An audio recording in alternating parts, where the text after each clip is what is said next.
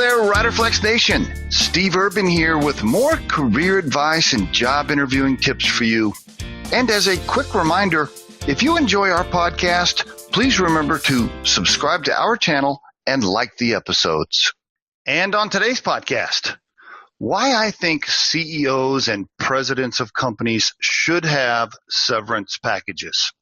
Now, let me start by saying I'm not talking about the crazy, super high, ridiculous packages where people are paid millions and millions of dollars just to get fired, okay? Let's bring it down a notch to small to medium-sized companies where, quite frankly, severance packages often don't exist. I want to talk about that for a minute. Here's why I think they should exist. Usually when a president or a CEO is hired into a small to medium-sized company, often the founders are still involved, or maybe the founding family's still involved, or family members are still involved, or there's a board that's been there for a super long time and they've held equity for a long time, etc. Well, they've brought somebody in from the outside to repair or improve the company or take the company to the next level. Well, that's going to require some really tough decisions, and things are going to have to change. And people in the organization won't be used to it, right? It's going to scare them, or it's going to offend them, et cetera, et cetera.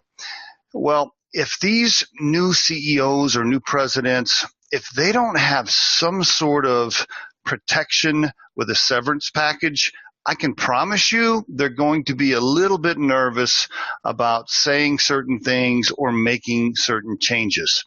I've seen it my entire career. Here's why. A CEO or a president of a small to medium-sized company, guess what?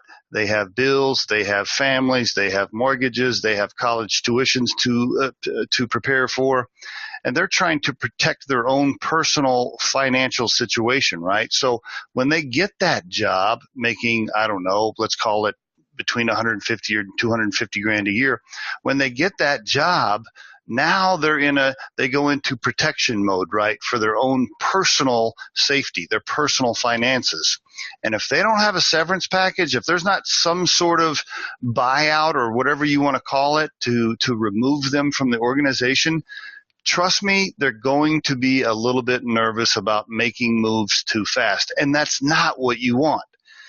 If you're a company that's brought somebody in from the outside, you want that president and that CEO to say exactly what needs to be said, okay? What everybody else is scared to say. They need to be able to walk into the board meeting and tell the board exactly what needs to change and not be in fear that they're going to ruffle feathers or hurt somebody's feelings, okay? They need to walk into the founding family member, okay, and say, hey, look, we were doing ABC and now we need to do XYZ. And, don't sugarcoat it and don't beat around the bush.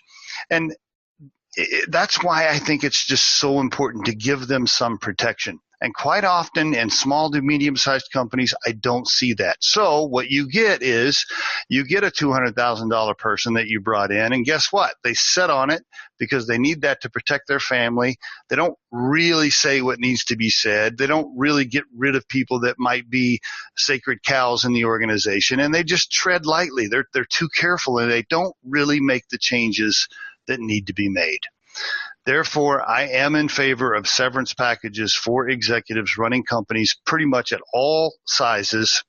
But again, like I said in the beginning, some of these severance packages where you see people being, $10 million check to go away, that's crazy. But for the most part, small to medium, I do feel like we need to protect those folks and allow them some breathing room to get things done.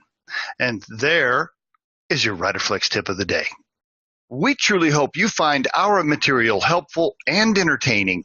And while our podcast can be heard across most platforms, including iTunes, Google Play, Spotify, YouTube, and SoundCloud, you can become a supporter of this podcast by visiting our show on the platform Anchor FM.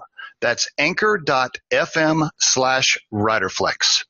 You can also send us your questions or suggested topics for future episodes to the email address podcast@riderflex.com or drop us a voicemail at 888-964 5876 extension 710. Visit riderflex.com to learn more about us. Thanks so much for listening, folks, and have a great day.